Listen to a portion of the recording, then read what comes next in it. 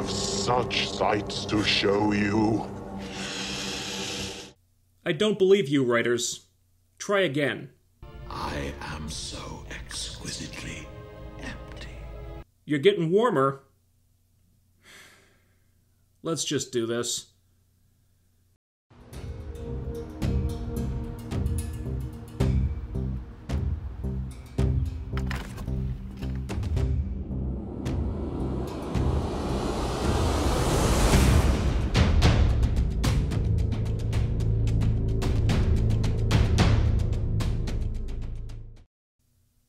Guys, I gotta be honest here.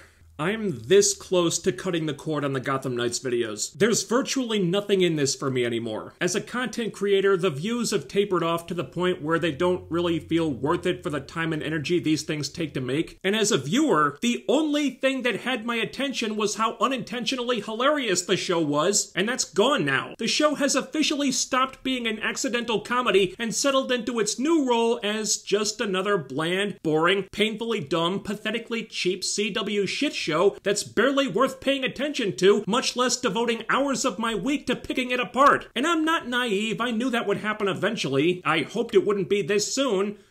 But here we are. So this episode dropped on the usual day and time, and I completely forgot it was on. And when I remembered, I was hoping there was another week of reruns before new episodes came back next week, but there wasn't. Then, instead of watching it on the DVR, I did a reaction video for the new Flash trailer. Hello, darkness, my old friend. That's how eager I was to get back to this. And I spent the whole next day debating with myself, do I still want to do more of these? Really, what's the point? And I almost gave it up right there until I found out about a particular guest star in this episode. Well played, writers. You sneaky SOBs. I am pain. Okay, that one I believe. Getting Doug goddamn Bradley, motherfucking Pinhead himself, to play Joe Chill? Even I have to admit that's a get I would never have given this show credit for. Though I do have to wonder if Mr. Bradley has fallen on hard times and is just trying to make ends meet now if he's taking gigs in sophomoric schlock like this. Nevertheless, I'm a Hellraiser fan, mostly just the first two movies, but if Doug Bradley was in this episode, I couldn't not do a video on it, so the bastards got me for one more week.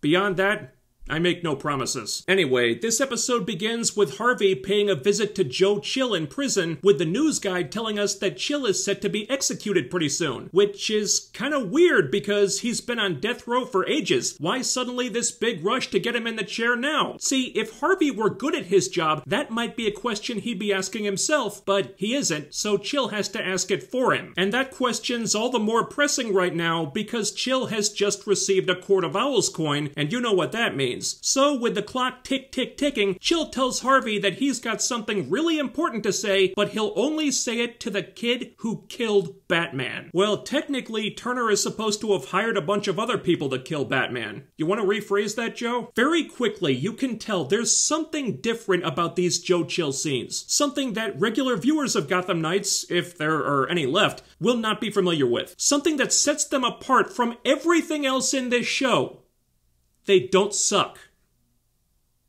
I know, right? And not because the writing's any better than normal. It's not. It's as lame-brained as ever. But the scenes do have an extra bit of gravitas to them, and that is 1000% only because it's Doug Hellpriest Bradley saying the lines. Swap him out for a different actor and you've got nothing. But when that camera zooms in on Bradley's face, I can just hear, I am pain. in the back of my head, and just like that, I get f***ing goosebumps. That's how good of an actor Doug Bradley is. There's a reason why he's a horror icon. The man is just f***ing riveting, and he's got charisma that everyone else on this show, with the possible exception of Duella, can only dream of. More on him in a minute. After this, we go to Quiz Bowl, Gotham's favorite game show, hosted by Stephanie's dad. We don't actually see the show, of course, because then they'd have to build a set, and that would be work and cost money and stuff, so we just see him standing in front of a curtain looking like he took a bunch of LSD and then got dressed in the dark. During the commercial break, he goes to his dressing room where Stephanie's waiting for him, and she shows him the ledger from the last episode that Turner tasked her with decoding. He's intrigued, he asks what this thing is for, and she's like, well, it's certainly not a record of all the McKillen crime family's activities, I can tell you that. Wouldn't that be ridiculous? No, it's just a silly school thing. So, can you help a sister out? Yeah.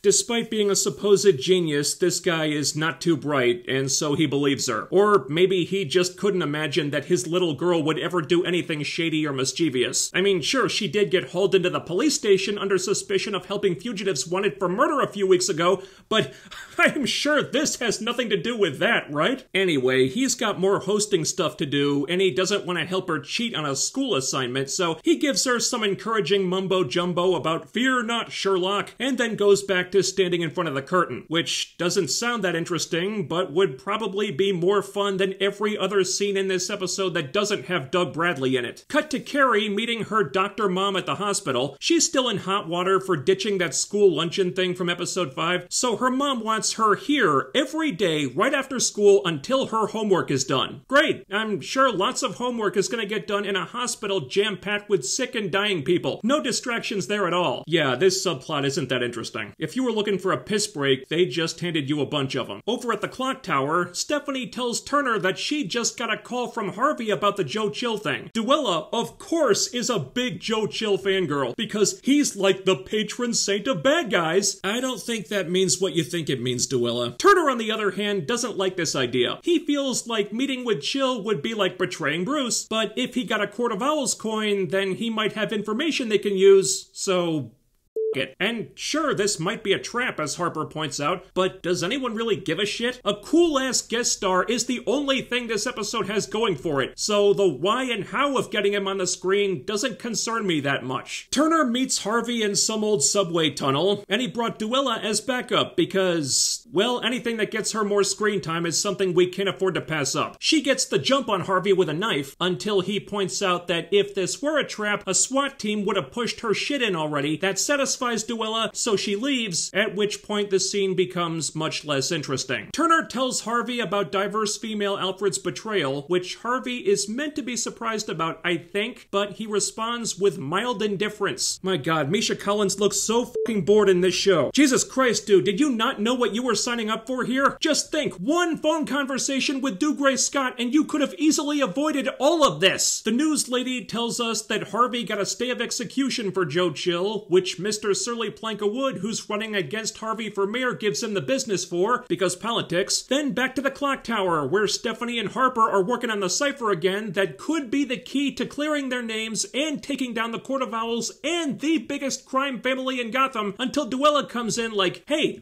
that noise, let's get drunk instead. What a coincidence. That's what I feel like saying every Tuesday night at 9 p.m. Eastern. So they open up a bottle of booze, beats me where they got it, and get shit-faced. Cullen's reluctant though. He prefers to stay dry because, you know, alcoholic asshole father. Harper is less concerned about that running in the family. Back at the hospital, which we're gonna get multiple scenes at because the writers thought they'd help us out just in case there was a national NyQuil shortage, Carrie bumps into Stephanie's kind of, sort of boyfriend. He's still a plank of wood, but he's not really surly anymore. That's kind of gone away, so I'm not really sure what to call him now. I mean, he has a name, I just never cared enough to remember it. To be continued. He's there doing community service as punishment for confessing to the crime that should have sent him to prison for at least 5 years, and Carrie's stuck there doing homework, so why don't we make them scene partners for a while? Just what this subplot needed. Yeah, this'll definitely be a way to fill time until the commercial break.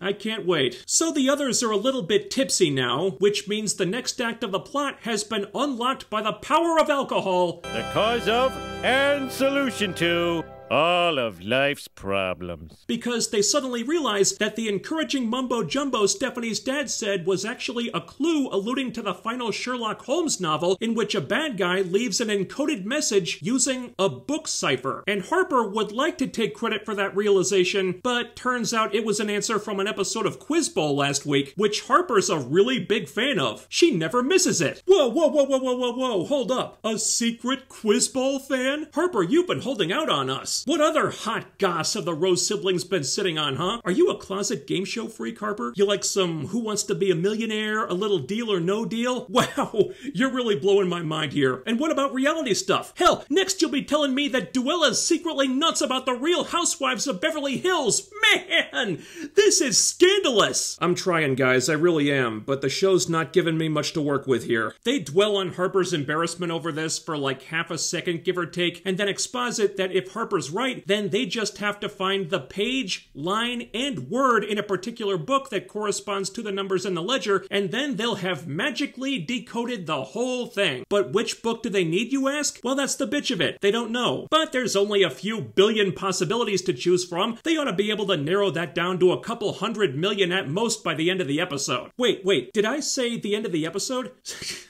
Silly me. I meant the very next scene. Literally. Fast forwarding a little bit here, but they try every book in the school library until they just randomly find the one that unlocks the cipher. It was that easy. It didn't involve them piecing together clues or using deductive reasoning or anything lame like that. They just find the one book they needed out of billions of possibilities because of dumb fucking luck.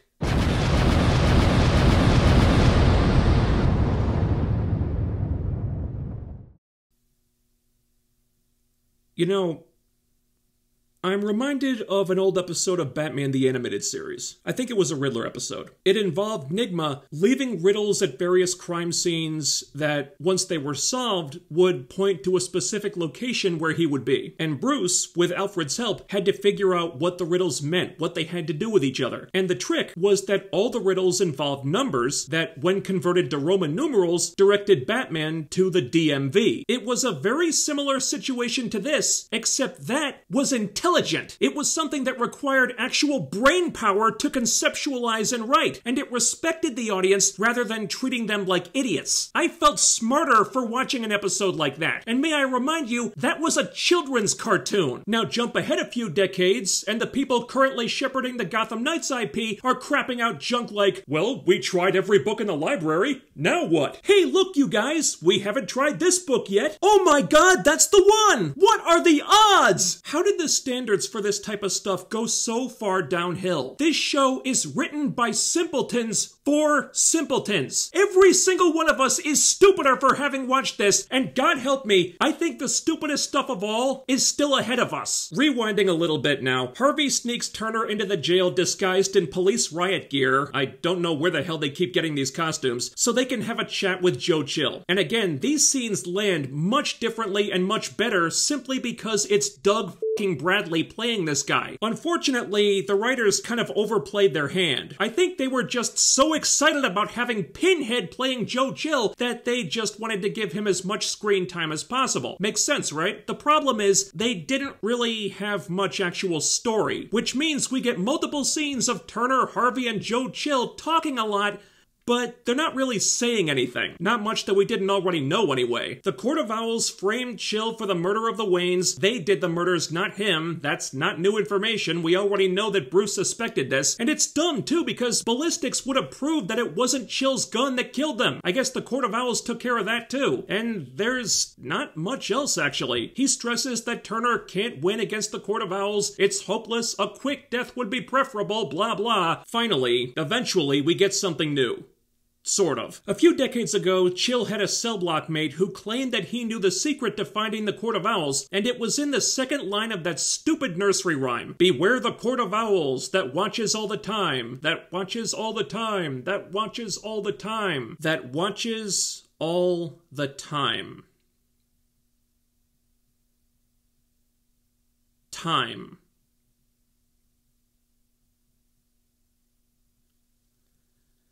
Alright, $5 says the big secret is hidden in the fucking clock tower Turner and his buddies are living in. I have nothing to base that on, but it's the stupidest and laziest possibility I can think of right now, so I'm guessing my odds are pretty good. And then the warden cuts their meeting short because the governor said, "F your stay of execution. I want that bald bitch dead tonight before he starts flaying people alive or blows up a church or something. So that's the end of that. See you later, Doug Bradley. You were better than this show deserved. And then it's time for another piss break because it's back to the hospital where the not-so-surly Plankawood is trying to get some help because a dude in the trauma wing popped all his stitches and he's been bleeding out for a while. And since Carrie's mom is too busy and can't be bothered, Carrie decides that they can handle this themselves. So they steal a bunch of supplies and Carrie stitches up this dude's grievous abdominal wound, which, if she screws up or gets found out, is one motherfucker of a malpractice lawsuit for the hospital and would absolutely end her mom's career, so no pressure. But the episode never mentions this again, so